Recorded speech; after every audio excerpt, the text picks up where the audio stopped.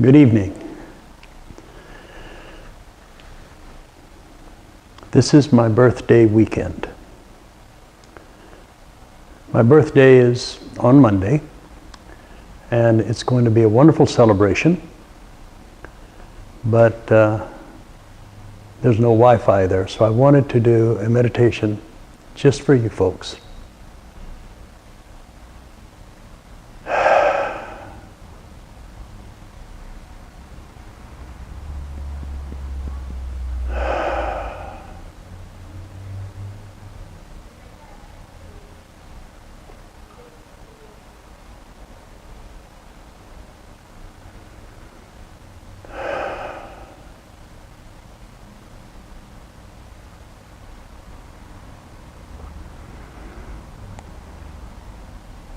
I celebrate my birthday every year because my teacher, Rama, told us that it was a very special time for all of us during our birthday, because the stars, the galaxies, and the universe is pretty much the same. The only thing that's really changed every time your birthday comes around is that the planets are in different places, of course, but the stars themselves, pretty much where they were when you were born.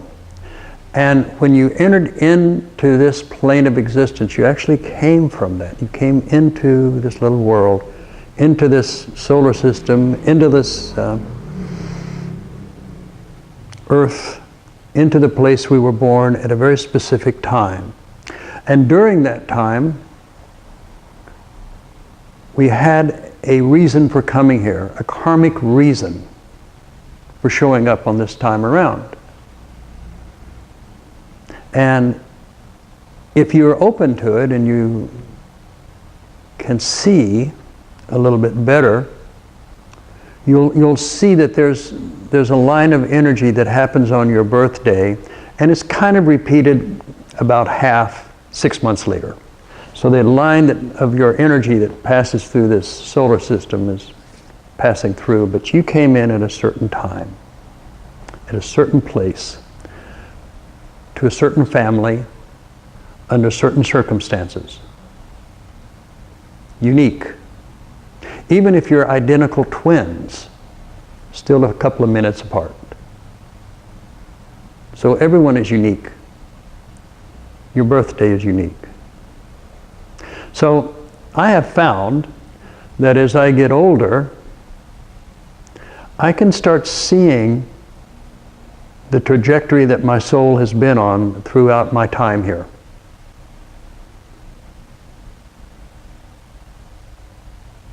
And today I've been contemplating quite a bit about my spiritual path and what all this means to me at this point. As I looked back on my life, which seemed to be fairly easy for me to do, I paid close attention to those times when I had a spiritual breakthrough. And for me, it started pretty early. As a child, I was aware of spirit. I was aware that there was something beyond the physical, that there was a power outside of this physical experience that I was caught up in that was far, far more powerful, far, far more encompassing than anything anyone could experience while they're in this physical body. There's another level to our experience out there that goes beyond our mind and our physicality.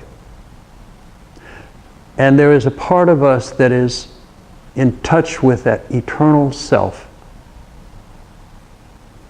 You can call it your soul, you can call it your higher self, you can call it anything you want, I guess.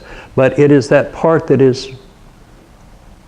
was with you, that was you before you were born, and it's who you will be and continue to be after you're born.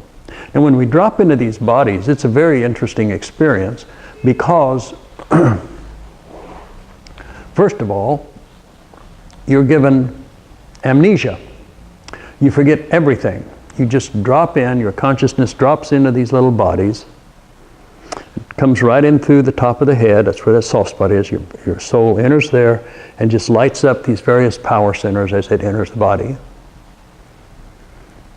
And there you are, born.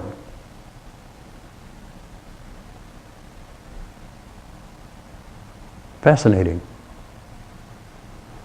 The amnesia part especially.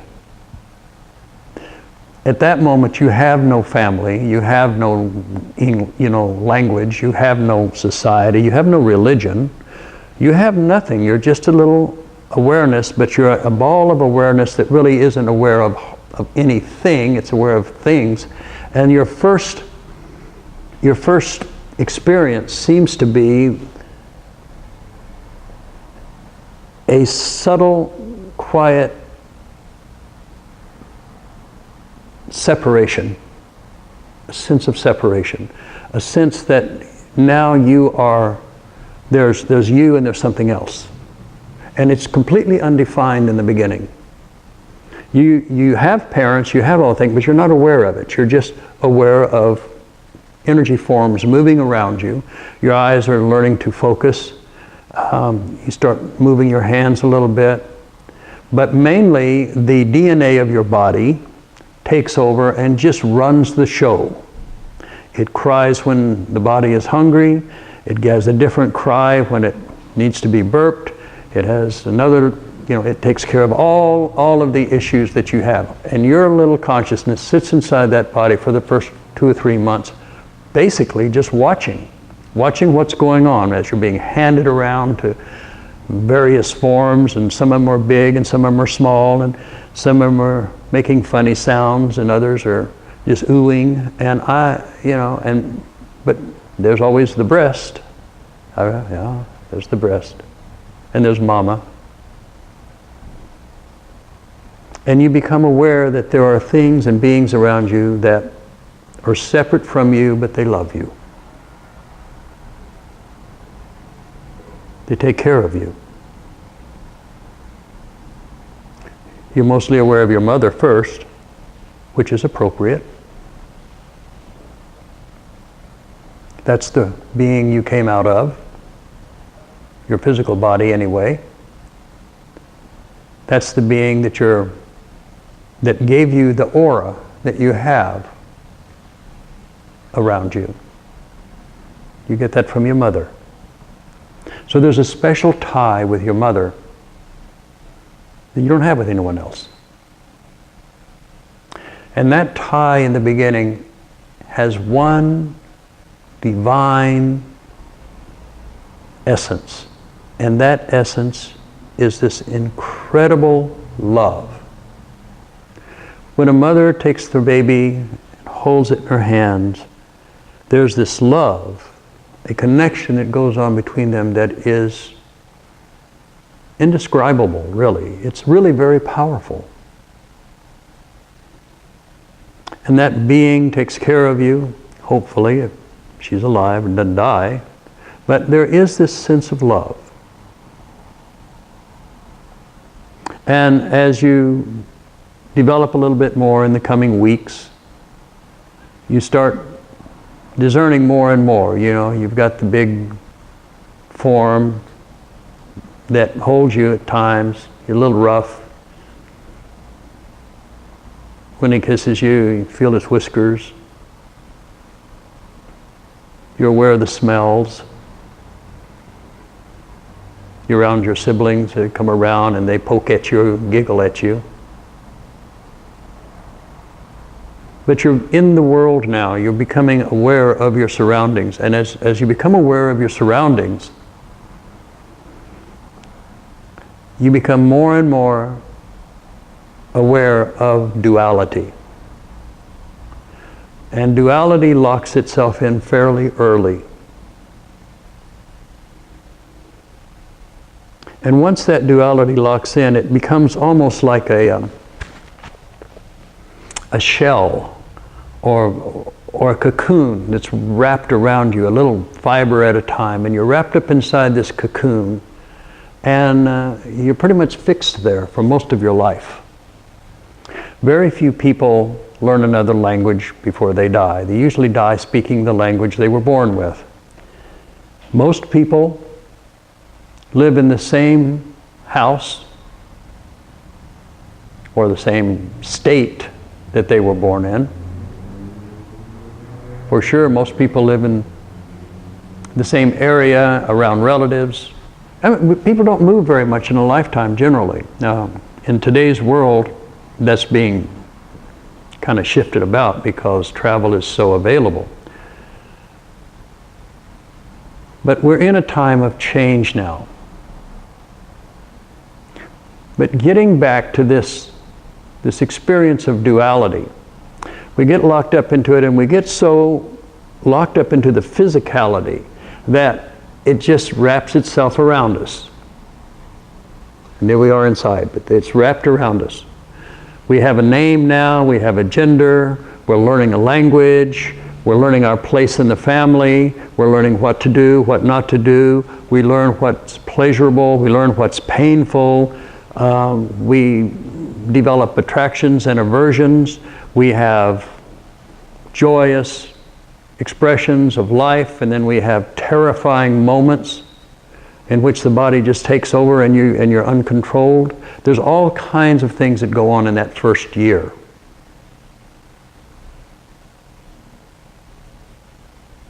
So I remember that.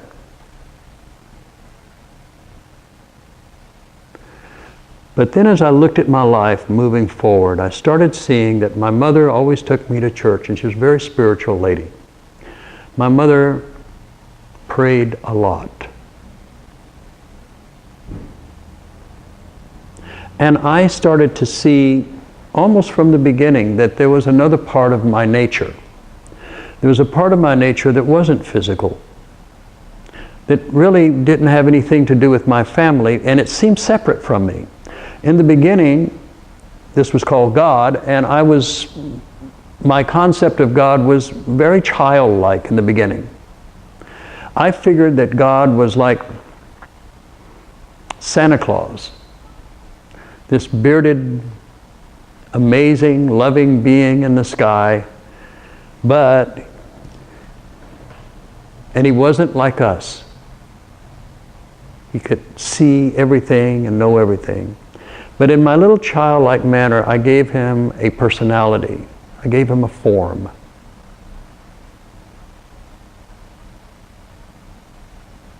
And like I say, it's very much like Santa Claus. It had a beard, and he had a list. He was checking it twice to see if you were naughty or nice. And if you're nice, good things happened. If you were naughty, bad things happened.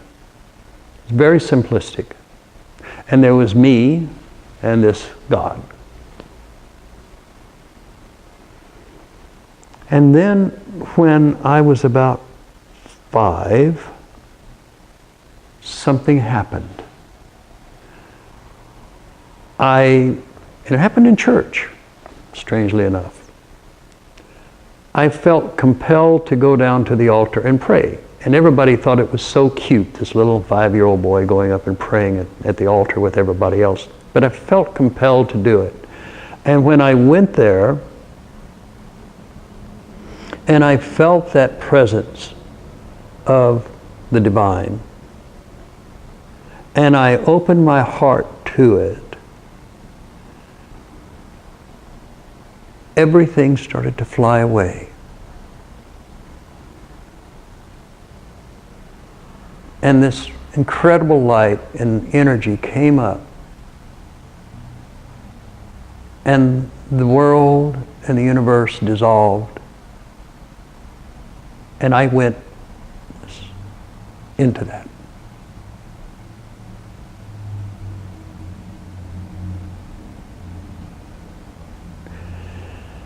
Then I found myself coming back.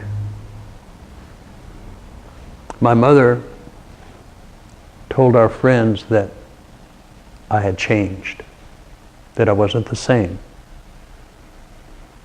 Throughout my lifetime, as I've been reviewing my life this week, I saw that once or twice a year,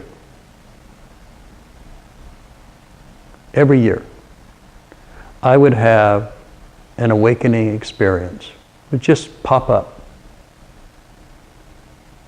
When I was 15, I had a series of epiphanies, a satori experience that it was like one time I saw that everything was just one. There was nothing but just spirit, manifesting in different ways, but it was just spirit. It was a oneness experience.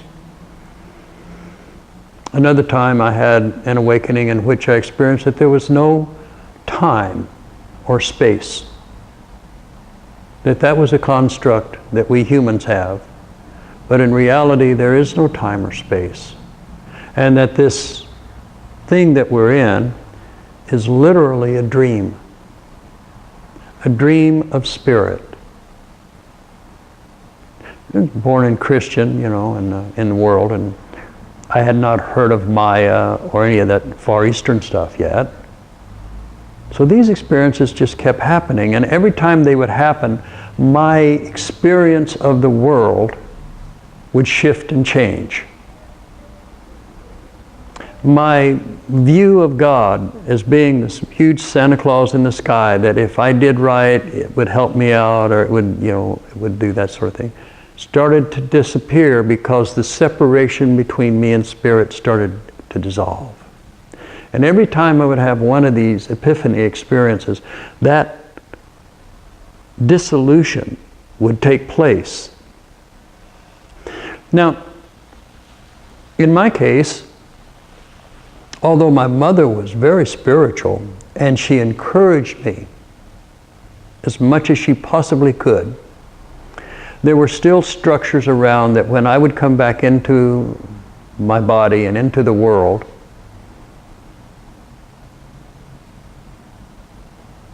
then everything would be explained to me as what I had just experienced. But I knew better.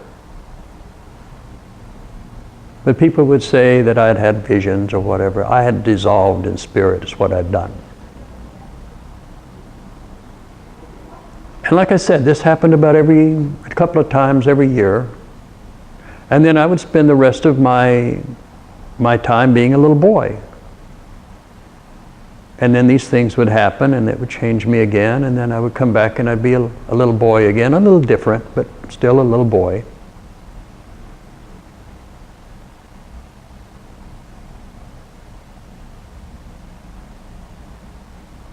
And then the experiences started to slow down.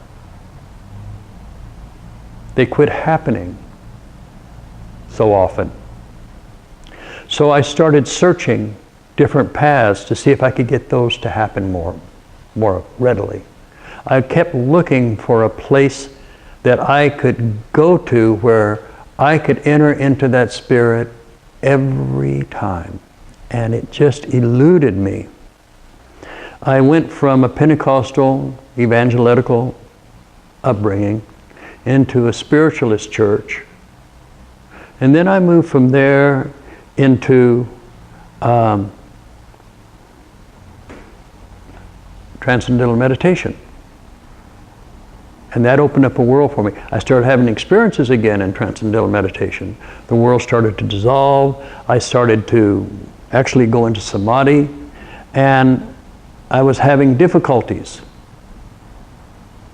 So I went to my meditation teacher at the time, who obviously was not enlightened. And here I was in my meditation, the worlds are dissolving, everything's falling away, my ego is going crazy, I'm just, completely becoming unraveled. And his only thing was for me to watch my diet, to change my diet. And I knew when he said that he was not a teacher. He had no idea what this was about. Then I thought, well, I'll just see where it's at. So I started searching all of the religions. And I actually went and became a religious science minister for a while. Religious science is a philosophy that studies all the world's religions. And so I really applied myself to find out, how can I get into that spiritual experience every time.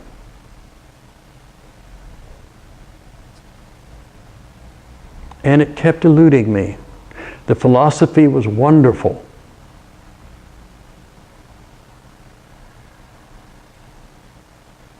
But the dissolution was elusive. I went to all kinds of workshops. I had a stack of certificates of different spiritual workshops I went to during the next 10 years.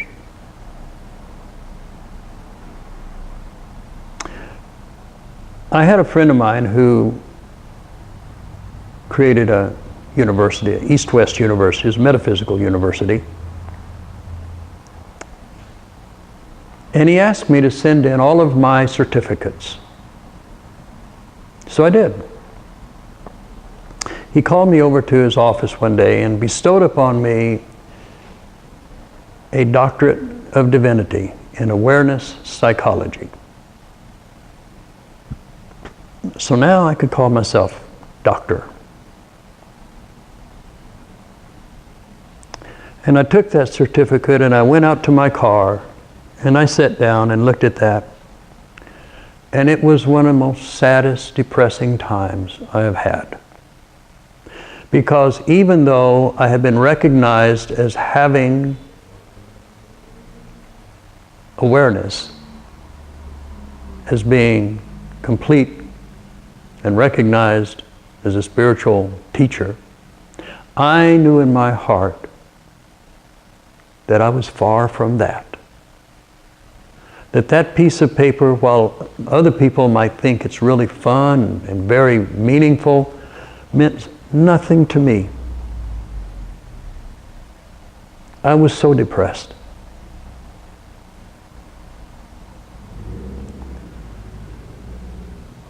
One month later, I met my teacher, Rama. At the time, he was called Atmananda. I sat with Atmananda doing his open, and it was an amazing experience for me. I found that when I was in the room with, probably 1,000 people there, when I was in the room, it turned gold. I'd never seen gold before, other than in my times of going into samadhi. But there it was readily available, it was right there. And I found my spirit just opening up and dissolving right away. I went to the first night, the second night, I knew I was going to apply as a student, and the third night I applied as a student and was accepted.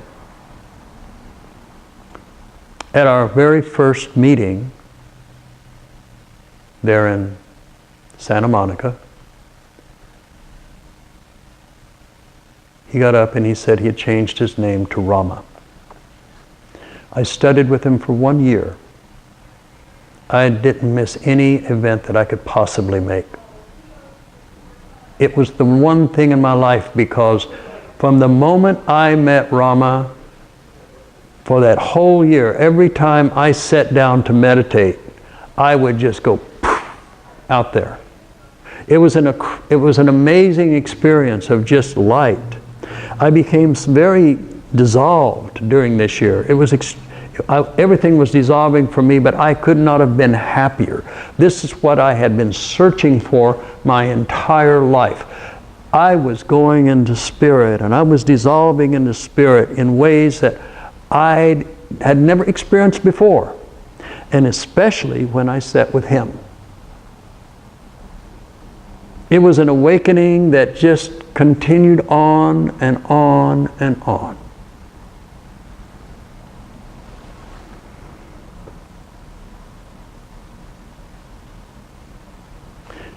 In 1 year, he removed me. He told me to go away.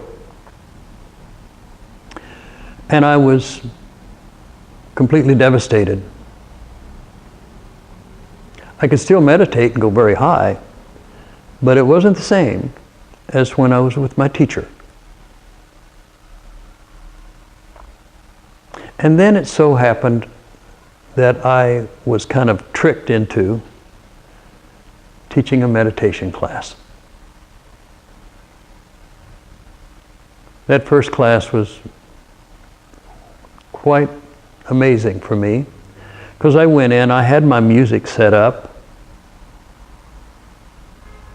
I had my charts showing, the alpha and the beta and all of those waves and how the brain works. I had all the subconscious and all these different things. I had all these plans on what I was going to talk about. Finally going to make use of all of those workshops. And so I said, let's meditate. And I put on some music. And the minute I put that music on,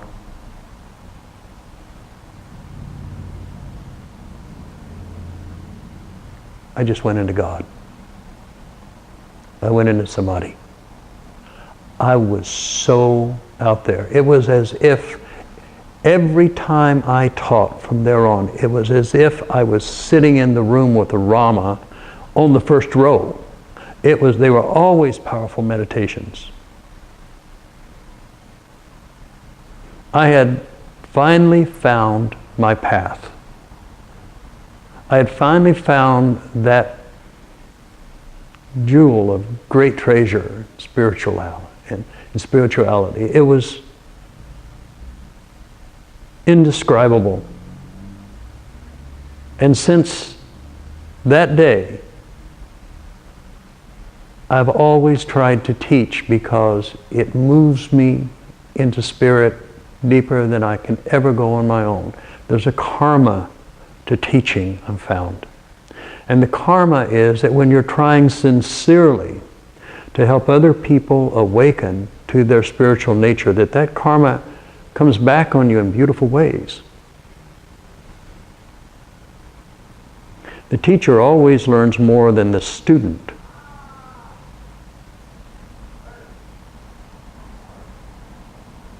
So as I've looked at my life and now the last 30 years of teaching, sometimes to large groups, a couple of times to an empty room, I would still hold that space.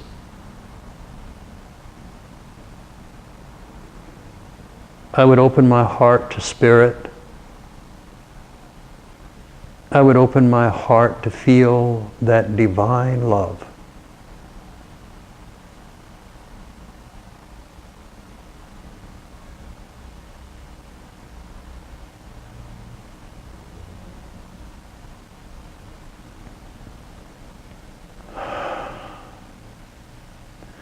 So right now I'd like for us to meditate to 2 songs. These are from Zazen, and they're going to be waves of light and in the upper atmosphere. And I would like for you to focus on your heart and then let the music, the high notes kind of play up here and the low notes play down here and maybe even down here. But mostly you just see how the music plays inside your being. Good idea to watch me when you meditate, because as you watch me, there's a transmission that's made possible between us. I'm opening a door. And if you open your heart,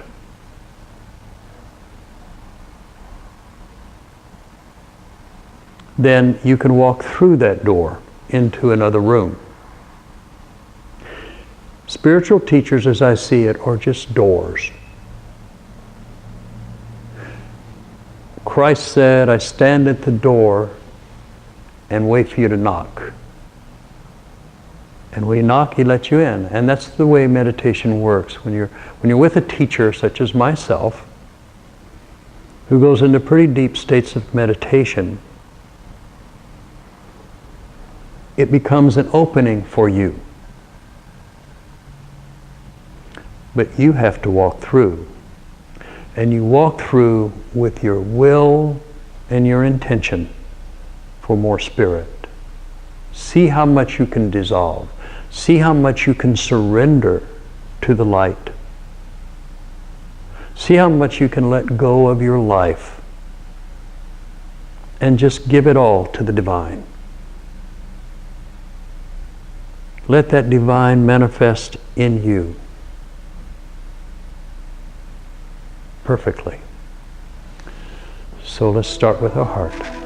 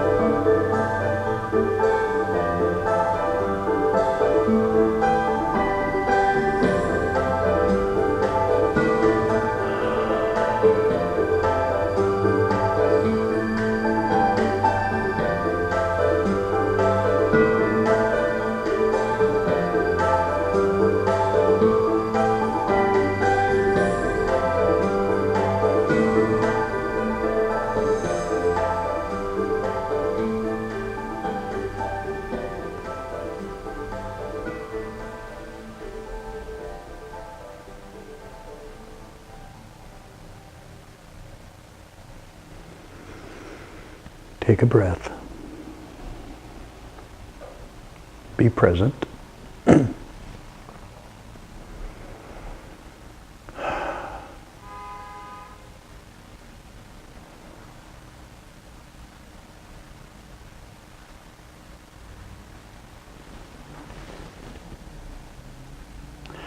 I'm going to be doing a series on various pathways to enlightenment. But this pathway that I teach is really the American Vajrayana path. This is tantric mysticism, and it involves all of the yogas. It involves mysticism or occultism. It involves bhakti or love, unconditional love. It involves karma yoga, which is selfless giving, and jnana yoga, which is the yoga of discrimination. Tantric mysticism uses all of these pathways. It's a reconciliation of opposites.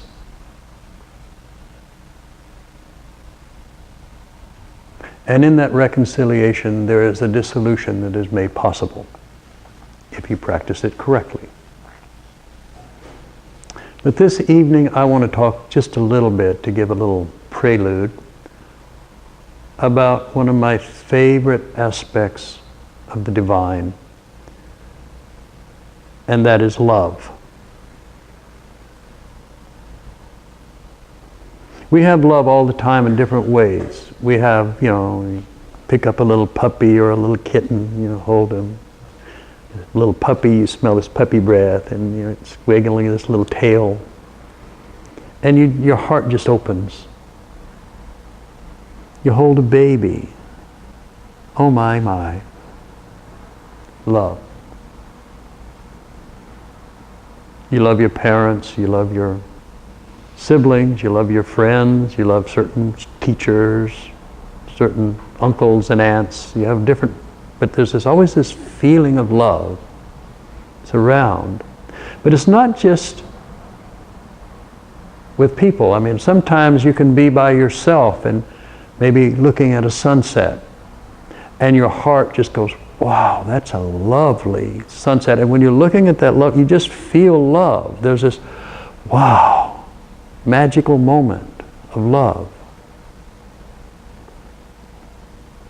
So for me, bhakti is when you feel that love about anything. A puppy, a sunset. But it's unconditional love. It's a love that's based upon the divine that really counts. All love is good. I mean, you can get a little crazy sometimes when you start loving material things a little bit too much. Love of money, love of things like that can kind of take your consciousness down because it's not based upon the divine. Nothing's wrong with having money. I think having money is better than not having it, for sure. But let's put our priorities where they belong, which is we are eternal beings. Christ said not to lay your treasures upon the earth, where the rust and the worms will get it and they'll decay and they can be destroyed. But place your treasures upon the divine, the eternal. Build your association with the divine. Make that your number one thing in life. When I was a Christian, they would say, make God first. Good advice. Make the divine first in your life.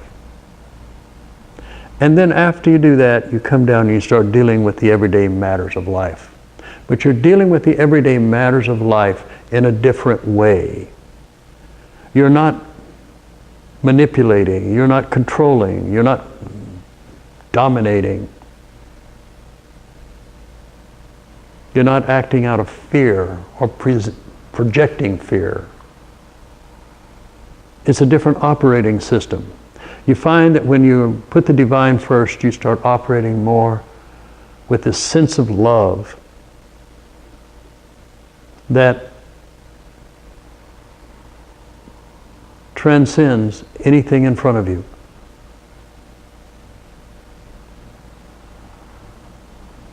Everything is spirit. Everything, everyone is spirit. Buddha said that at the time of his awakening, he realized that he was enlightened. And he also realized that he had always been enlightened and that he would always be enlightened. And then he said, everyone and everything is enlightenment. So when you're not seeing enlightenment in the things around you, then you are, as Christ would say, or the Christians would say, you're living in sin. Or if you're in Hinduism, you say you're caught up in the river Maya. You're caught up in the mundane. You're caught up in this dream. And that dream holds you in its power, in its movement, and it captures your consciousness, and you roll it around, and it just creates all kinds of really interesting stuff. But when you transcend that, that Maya, you become aware of something quite extraordinary. When I was at New Mexico State University in the springtime, sometimes in the fall, we get some inner tubes and we go down to the Rio Grande when it was running, and we'd swim in it. And I'd have these goggles on, and when I'd dive underneath the water, and it was so muddy that you could just, if you put your hand out here, you could only see a form, but if you pulled it up to your face and you actually touched the glass, you could see your hand. It was that muddy. And then you'd come up out of the water to get a breath of air, and you would see mountains and clouds and the sun and birds, and you would hear things that you couldn't hear under the water. It was just a completely amazing, expansive seeing, and then when you went back in the water again, you couldn't see anything. That's the river Maya. When you can transcend this into the divine, you move into an awareness that is beyond description to anyone that's never been there. We have words for it, but those words really have no meaning. But when you experience it,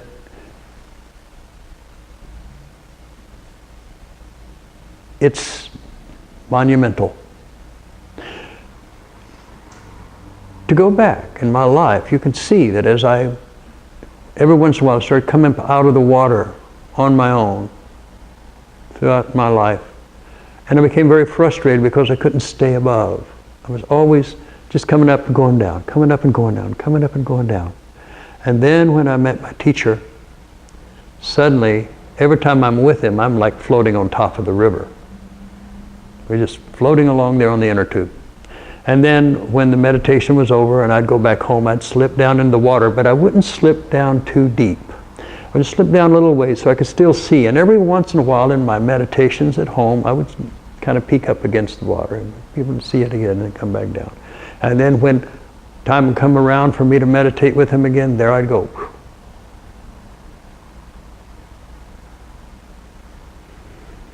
And then I started teaching. And then, pretty soon,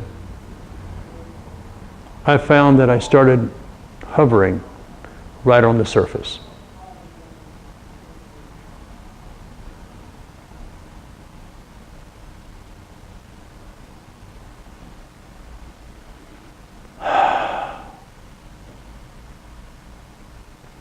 I will always slip down into the river because I have one of these things. As long as you have one of these things, you're in the river. And as long as you have one of these things, these bodies, you have a limited perception when your consciousness is here of what's going on. You're caught up in the dream. You have to have an ego to deal with people. You have to have these different caretaker personalities. So you can deal with your children, you can deal with your parents, you can deal with your boss, you can deal with your friends, you can deal with your lover, you can deal with your animals. You have all these different caretaker personalities. And each one of them you use. But the more you meditate and the more you become aware of the divine, the more you are aware that you're using caretaker personalities. These are just vehicles to get you through the Maya so that you don't hurt things and hurt people. You don't hurt yourself. But your main goal is the dissolution of the self. The dissolution of that self that you came to know yourself from almost the very first day of birth. How that self now is starting to loosen up a little bit. And you're starting to identify more with the divine than you are with your physicality. You're moving away from the darkness of ignorance into the illumination of the divine. That's why it's called enlightenment.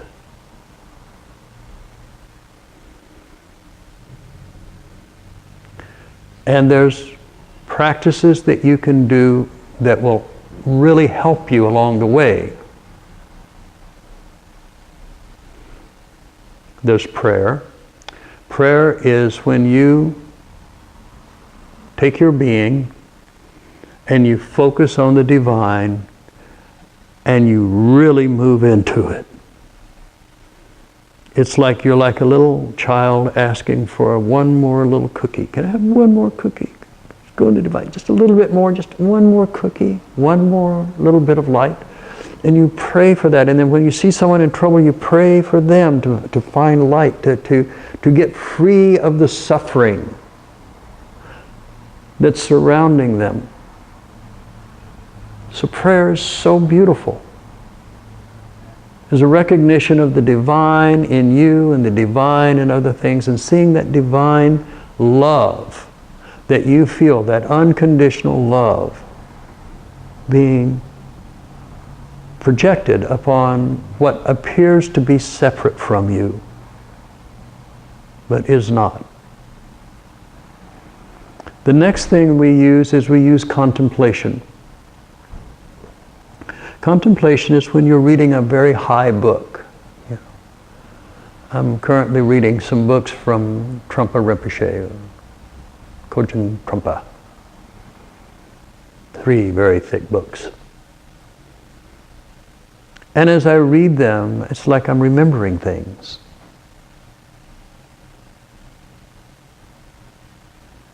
So that's contemplation. I think about the divine. I think about the interplay between the divine and the mundane. And I realize that the mundane is made up of the divine because there's only the divine. Remember that oneness experience I had back in high school? I know they're not separate, but they sure look that way sometimes.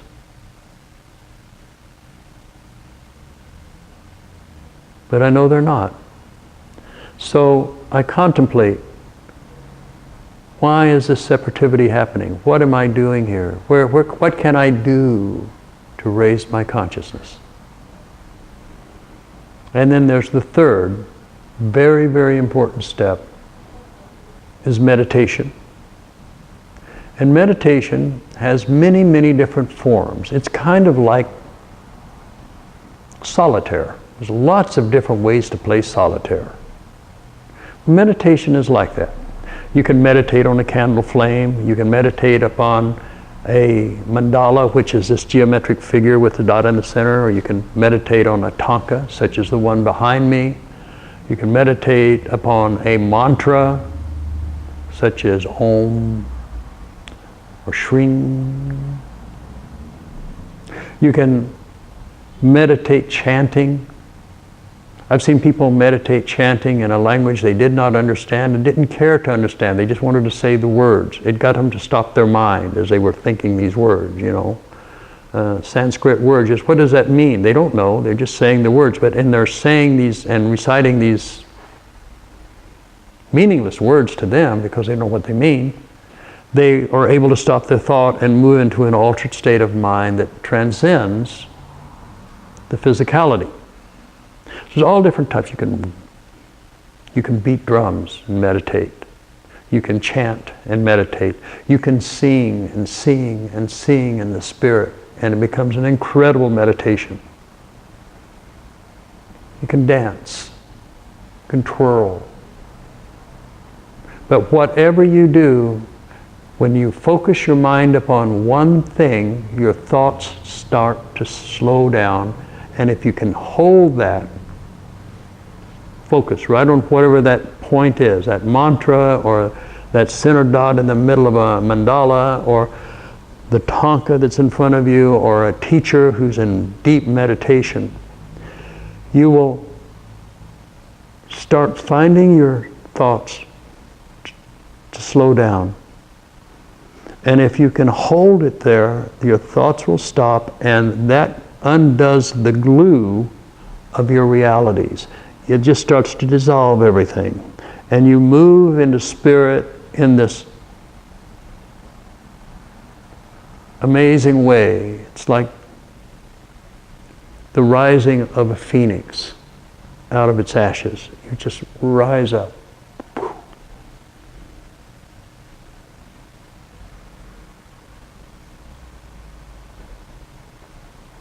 Meditation is one thing that almost all of the religions push. So when we do that, there's a lot of things that we go into in learning how to meditate. You learn about the different parts of your body, your power centers. There's so much involved. This whole spiritual practice is an incredible body of knowledge. And it's an incredible body of knowledge that lets you find out about yourself, about what's going on inside of you and what causes your consciousness to rise and to soar, and also what causes your consciousness to fall down into fear and anger and rage and even hatred. What's that about? So this whole spiritual self-discovery that you're doing in this life, in this body, is an amazing adventure. It's beautiful. This life is beautiful. Now I realize that there are some of you that life isn't so beautiful for you because you find yourself in a circumstance of abject poverty. So you maybe have a very worn out body and you're very sick. You may find yourself alone with nobody around who seems to care. That's a true hell world. When we talk about hell, that's hell.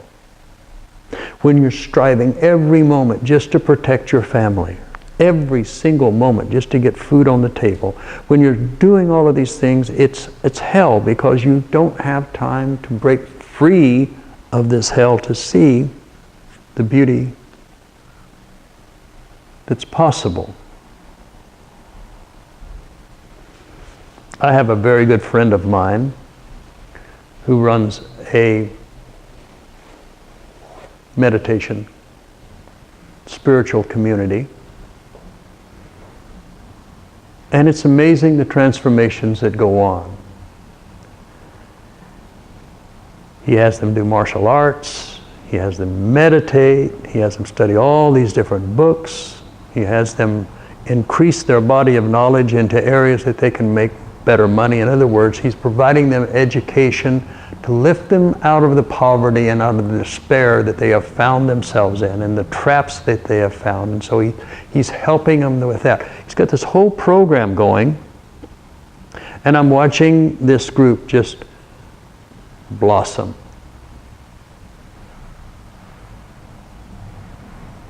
There are many ways to attain enlightenment. But first you have to find something that moves you above your everyday life. My part here on this earth, for the remaining time that I have, is for you. I really have nothing left here to do for myself. I've completed everything. The only tie that holds me to this body is that sincere desire to help you transcend your life into the divine.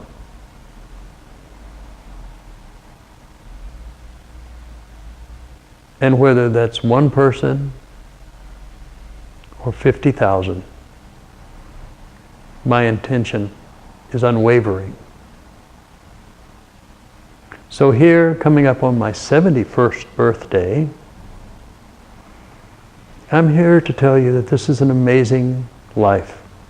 If you focus on spirit, it doesn't mean that things are going to be easy, but it does mean that you will start seeing something in yourself, feeling something in yourself that has been asleep.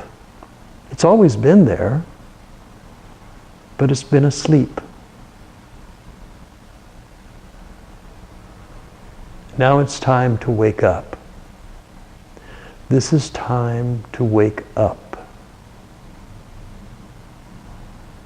And I, as well as hundreds of other enlightened teachers that are around, we're all doing the same thing. We're trying to show you a light. We're shining a little light down into the depths of this hell world that you're finding yourself with. It's just in your mind. Buddha said when he became awakened, he realized he's always been awakened. But when you're in the hell world, when you're at the bottom of the ocean, there's not very much light. There's a lot of pressure all around you. The pressure there is incredible. And the creatures that live there don't even have eyes, most of them.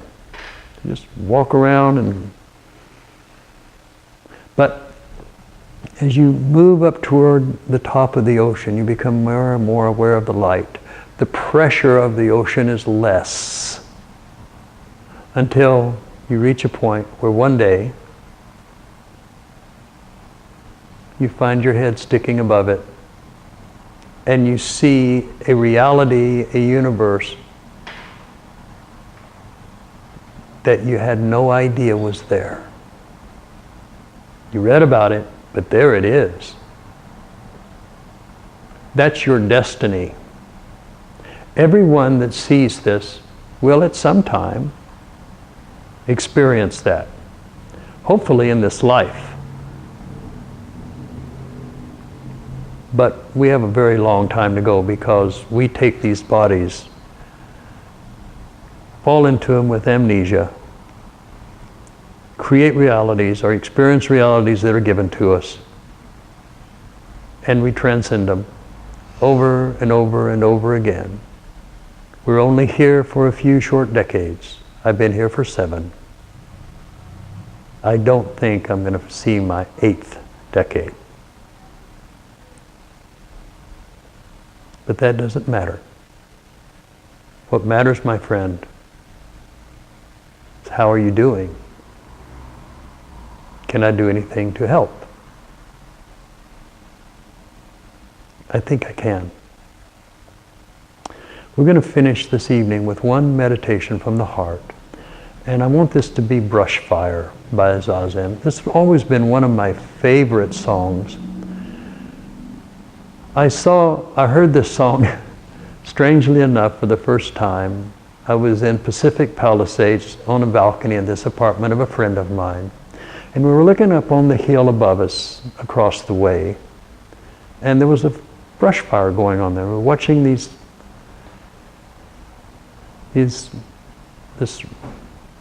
creosote, all of these sagebrush and everything just burst into flames. Little embers flying around. And I feel like that when I meditate. I feel like I'm burning and part of me is just flying away. I'm opening up to the fire to burn away the impurities and all the things that are holding me back. I am surrendering into that spirit as fully and as powerfully as I can. And so when we do this, I want you to start with your heart. And then I want you to just focus right up here, right in front of your face, right here. And I want you to just push yourself right there into God as much as you can. See how far you can go. See how much you can let go of.